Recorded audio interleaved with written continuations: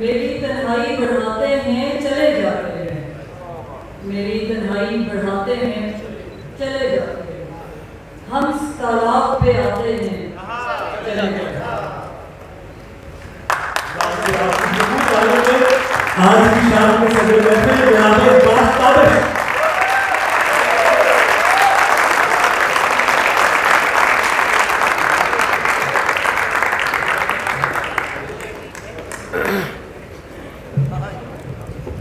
میں دانیہ کاش اور مسعود رضا کا بہت شکر گزار ہوں کہ اس خوبصورت محفل کا مجھے حصہ بنایا۔ سچی بات یہ ہے کہ میں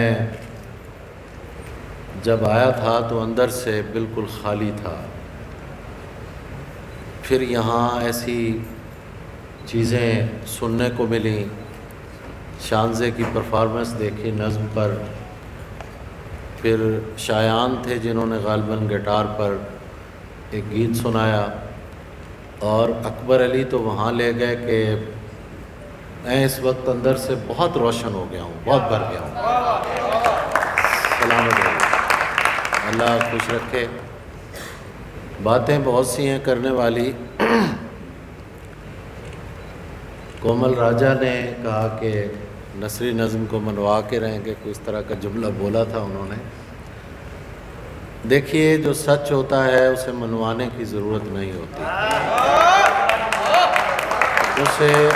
اسے مان لیا جاتا ہے۔ ایک نظم سنائی دانیہ نے جس میں غزل کے صدر دروازے پر جو خاردار تاریں تھیں ان کا ذکر کیا انہوں نے، تو میں بڑی ذمہ داری سے کہتا ہوں کہ آپ کے لیے غزل کے دروازے پہ کوئی خاردار تارے نہیں، پھول ہی پھول ہیں۔ دیکھیے، بات یہ ہے کہ ہم نے بڑوں سے یہ سیکھا ہے کہ لفظ جو ہوتا ہے وہ ٹول ہوتا ہے ایک، اصل وہ بات ہوتی ہے جو بات کی جاتی ہے، اصل وہ سوال ہوتے ہیں، وہ دکھ ہوتے ہیں جو بیان کیے جاتے ہیں۔ لیکن ایک مقام ایسا آتا ہے جہاں لفظ جو ہیں اس دکھ کو بیان کرنے سے عاجز آ جاتے ہیں، کم پڑ جاتے ہیں، چھوٹے پڑ جاتے ہیں، اور شاید یہ وہی مقام ہے جہاں نثری نظم کا جواز پیدا ہوتا ہے۔ دانیہ کی نظمیں میں نے پڑھی اور میں سمجھتا ہوں کہ فہمیدہ ریاض، کشور ناہید، پروین شاکر، نظرہ عباس،